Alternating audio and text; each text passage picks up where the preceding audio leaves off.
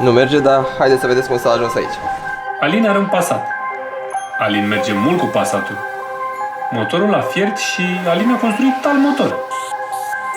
Alin a pus bunica și cola în motorul vechi, care a cam cedat și acum trebuie să continuăm lucrarea. Dacă nu ești la curent cu toată seria Passatul nemuritor, o găsești sus în dreapta.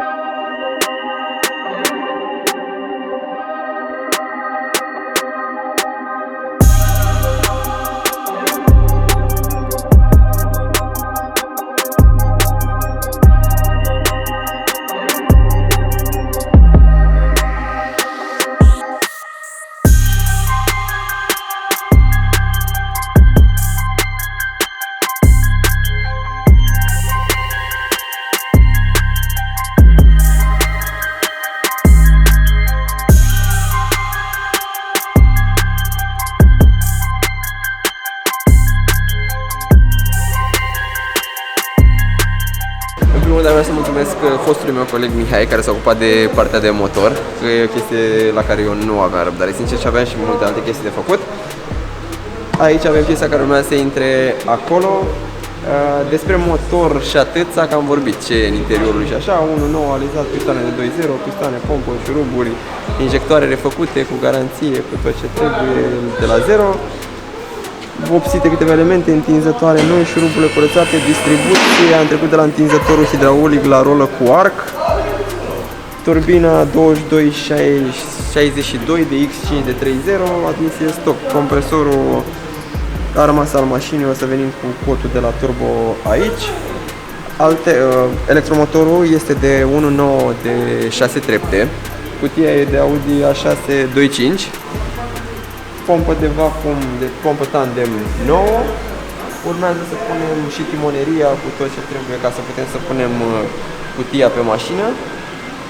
Carcasa filtru de ulei, curățitor nou, jojă, câteva pompă nouă, câteva piese vopsite pe aici, câteva furtunuri noi și cam asta e treaba. Urmează să o punem pe mașină și să vedem. Înainte să-l mutăm pe mașină, o să-i dăm curent la electromotor și o să-l învârtim până începe să vină ulei, doar că trebuie să vină curierul cu turul de la ulei, de la carcasa de la termoflot către turbo. Și vreau să pun, ca să nu facem numai ulei pe aici, să-i pun și turul la ulei de probă, să-l strâng câteva chestii și să o învârtim un pic până se amorsează cu ulei. Ulei am pus deja.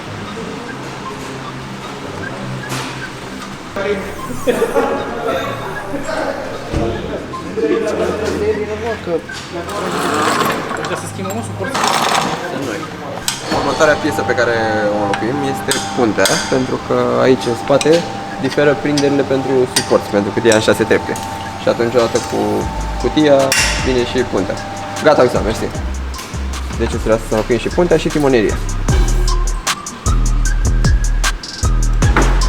Încă n-am pus călăreția care acționează injectoarele și dacă vii tu pe partea asta, fiecare injector are gravat pe el, ștanțat, hai să zicem, 11/12/2023. 11/12/2023. Pe toate. Mai trebuie să suflu un pic pe aici, pe găurile de la șuruburi, pe ea am pus ulei și o să-i dăm un pic la automat și după îi pun călăreția, îi fac reglajul, bine, aia poți să faci pe mașină, după călăreții, important e să avem ulei, să vină ulei pe găurile astea și după e pregătit de cheie. Dar vreau să mă asigur că are ulei înainte să-i dăm la automat. Bine, și mai că punem electromotorul și mai că îi dăm la automat, dar vreau să n-am bujiile puse, să n-am călăreții ăștia ca să se amorte cât mai ușor, să se amorseze cu ulei.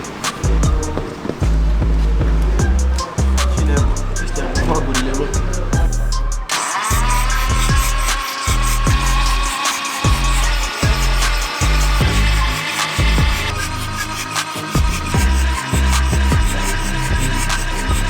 Am montat furtunul emis de prietenul nostru Robert. Furtun metalic pentru turul la turul. Pentru că conducta pe care o aveam eu nu se mai face. Cea de fapt. Și trebuie unul sertizat. Băieți, cam așa arată curățată, cu banda asta de la STP montată și timoneria pusă. Timoneria cu bila de aici înlocuită, restul stă ok. Am mai curățat câte ceva, am mai prins tabla de aici, am mai înlocuit o mufă de aici de la un claxon, chestii micuțe, dar de care aveam nevoie ca să poată să fie totul cum trebuie. Și așa arată puntea veche și așa arată cea nouă. E vopsită de mine, deci nu e ceva super profi, și înlocuite bucșele. Și așa arată cu timoneria montată, puntea pusă, suporții de la motor montați, cu suporții care țin și suporții de la motor și care strâng și puntea, adică au șurub comun, și ne pregătim de pus motorul.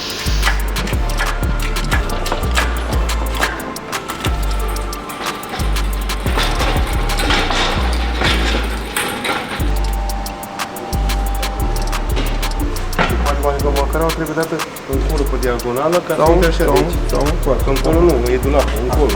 Dar de aia de acolo. Dă-i ăsta în mașină. Dă-i. Uite-te la roți, la care roțile, pe spate să atingă roții.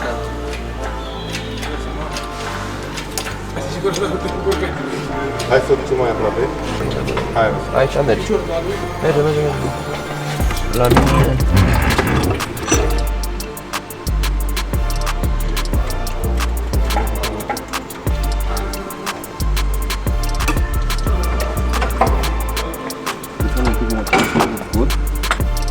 dă-i o seamă, dă-i că intră în tam. Mersi. Băieți, punem tragărul și bara provizoriu, de mașina afară și ne vedem după sărbători.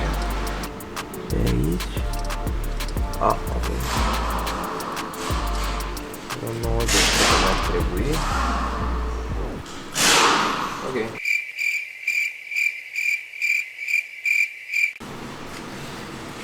Cred că au intrat niște grele aici, am impresia că mai mult ca sigur.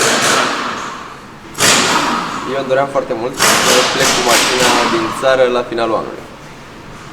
Dar am ajuns foarte aproape de momentul ăsta, dar mai e puțin de lucru pe partea mecanică și mai mult pe partea de adaptări și verificării în dreptul modificărilor, ca să zic așa. Îți dau un exemplu. Știam că nu mi se potrivește o mufă de pe cutie, senzorul de marșalier, nu se potrivea la mufă și am zis ok, iau altă mufă și o pun. Am găsit mufă, am pus-o și mai îmi trebuie 10 cm de fir ca să ajung să bag. Și trebuie asta acum tăiată mufă din nou, făcută lungită cu 10 cm, pusă mufă. Partea de admisie trebuie recalculată de la zero, că nu o să se potrivească nimic. Partea de evacuare trebuie adaptată, evacuarea mașinii pe turbina nouă și o grămadă de alte chestii care să mai trebuiască făcute. Pe partea de mecanică eu mai aveam foarte puține, că într-o zi probabil era gata, doar că aveam nevoie de toate elevatoarele la capacitate maximă, ca să zic așa, erau foarte multe mașini care așteptau. Se aude pe fundal că sunt în continuu. Da, suntem în, nu știu dacă are o relevanță, 27 și încă avem mașini pe care trebuie să le terminăm și atunci rămân mai la nivelul la care s-a făcut. Aș vrea să am același timp să acord aceeași atenție la detalii până la final. Eram pe grabă, o porneam și nu rezolvam nimic. Adică...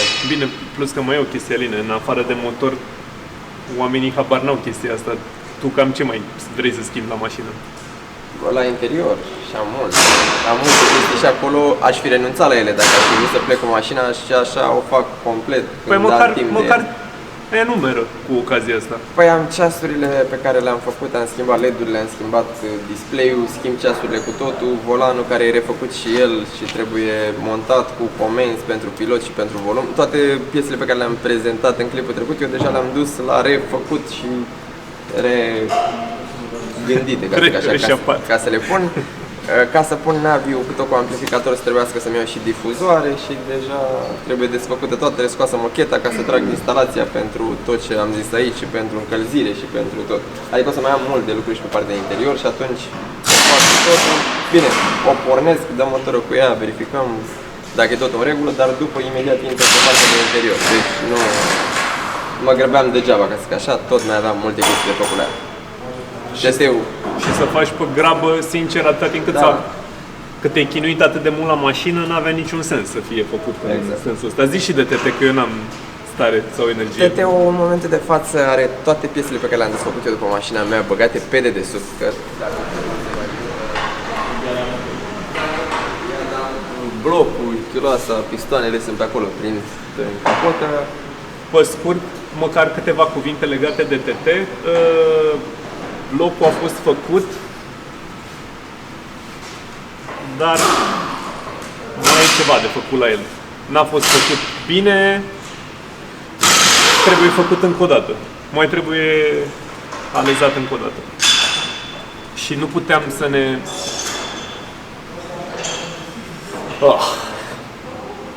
Da. Ideea e că nu se poate face ceva de genul ăsta Degrabă. la viteză. Prioritățile clar au fost mașinile, pot să zic, voastre. Mașinile voastre. Mașina lui Dragoș e... El are toate piesele, dar tot a fost el mega aglomerat cu restul piesele și nici nu s-a apucat. Adică lui deja au ruginit frânele și la el e ok. Și Dragoș are fix tot. Da. Mai erau sau cel puțin Mai era o pompă de venit care a venit azi, dar nu stătea în aia să pună trebuie motorul, să da. se apuce de... Adică motorul putea să-l aibă asamblat, ca să zic așa, doar că n-a avut timp. Acestea fiind Cred spuse, că plănuiam să fie gata toate până în anul nou. Aia e, n-a fost să fie. acestea fiind spuse, urmează un Passat, un TT și un un A4 De 6. de 6 2024. în 2024. La mulți ani! Ne vedem anul următor. Pa, pa! Rămânem totuși cu speranța că în 2024 vor să meargă lucrurile mai bine.